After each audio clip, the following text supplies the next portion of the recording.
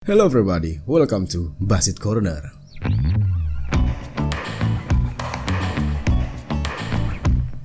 Assalamualaikum warahmatullahi wabarakatuh. Ketemu lagi sama gue Basit di Basit Corner. Apa kabar semuanya? Kali ini gue mau bahas part 2 dari krisis bertubi-tubi di negara Indonesia kita ini yang tercinta, ya kan? Kemarin itu gue ngebahas soal kelangkaan minyak goreng. Ini dia thumbnailnya, dan lu kalau mau nonton video part satunya soal kelangkaan minyak goreng lu bisa klik link di deskripsi di bawah ini.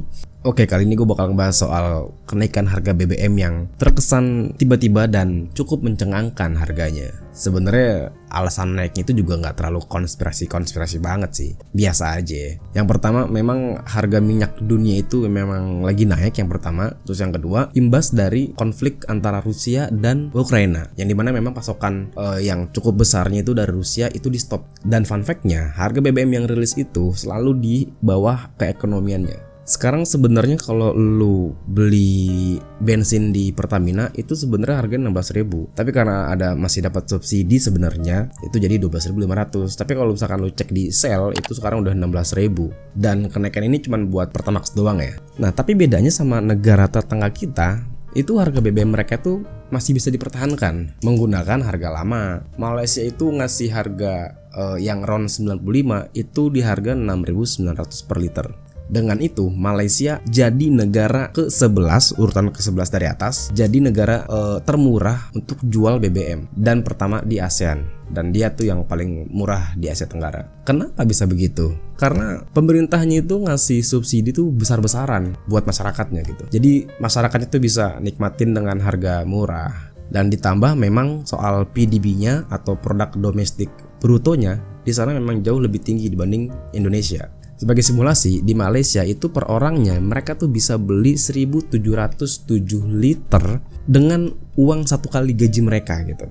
Beda sama kita, jauh banget lah gitu. Dengan gaji rata-rata kita paling kita cuma bisa mungkin setengahnya gitu. Setengah dari 1.707. Dan artinya pendapatan per kapita mereka itu jauh dibanding kita, sehingga pajaknya itu mudah diserap dan dapat disalurkan dengan baik oleh pemerintah itu sendiri gitu. Yang jelas kenaikan harga-harga energi ini pasti bakal naik, Pak. Dari bensin, gas, LPG, tapi bertahap. So, bersiap-siaplah kawan untuk kenaikan-kenaikan yang gak jelas nanti. Ya karena gimana ya, maksud gue kelas menengah ke atas aja pun itu kaget juga loh. Maksud gue dari harga sebelumnya itu kalau gak salah 9 ribuan, ya 8 ribu pas 9 ribu gitu ya. Terus harga yang beredar di masyarakat itu jadi 12.500 sampai 16.000. Itu hampir 2 kali lipat.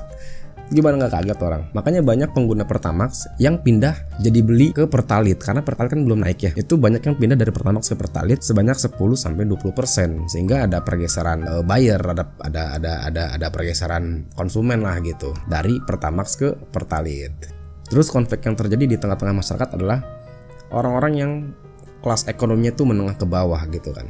Dia yang masih belum pulih dari dampak pandemi, orang-orang yang habis di PHK gitu kan, itu mereka sebelum kenaikan harga BBM aja tuh mereka udah ngap-ngapan gitu kan. Ditambah lagi harga bahan bakar naik sekarang, mereka makin kalang kabut lah. Itu yang sekarang terjadi di masyarakat gitu. Terus gimana? Banyak orang-orang awam yang nyalahin pemerintah. Enggak juga, karena gini ya, yang parahnya lagi memang kenaikan ini berdampaknya tuh di seluruh dunia, bukan di Indonesia doang.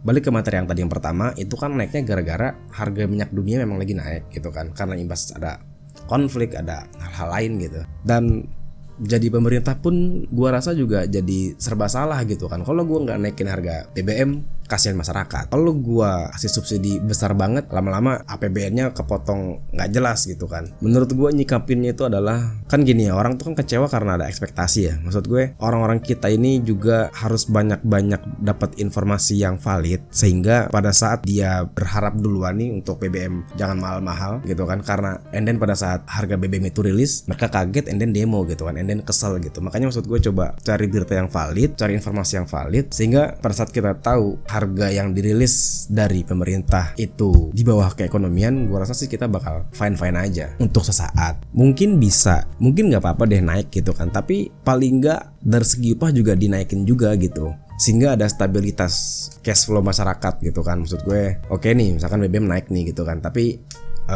kalau orang-orang yang gajinya UMR gitu kan, bisa nggak dinaikin lebih sedikit gitu, sekian 20% atau berapa persen gitu, yang sekiranya cukup gitu buat masyarakat, yang bikin keekonomian masyarakat tuh aman-aman aja gitu. Bisa nggak sih naik 40% gitu UMR? Gue nggak tahu sih. Paling nggak kalau misalkan naiknya agak lebih tinggi kan, paling nggak ongkos dia untuk beli bensin kan jauh lebih rendah gitu, sehingga BBM tuh bukan jadi main thing lagi. Dan bukan cuman Pertalite doang sih, yang tadi gue bilang harga-harga energi juga pasti bakal naik ke depannya. Abis pandemi muncullah inflasi. Memang sesuai bet dah sama judul gue ini lah, krisis bertubi-tubi buat Indonesia. Terus dari semua yang udah dibahas, apakah ini ada hubungannya sama pergerakan menuju energi tanpa minyak? Terus kita dipaksa untuk memakai kendaraan listrik? I don't know, cuman spekulasi. Ya udah, segitu dulu video dari gua. Kalau misalkan lo suka sama video ini silahkan di like. Kalau misalkan lo gak suka silahkan di dislike. Dan kalau buat lu yang belum subscribe silahkan di subscribe. Dan jangan lupa nyalain notifikasi belnya, supaya kalau misalkan gua upload video lo langsung tonton video dari gue. So segitu dulu aja video dari gua, and see you and ciao everybody.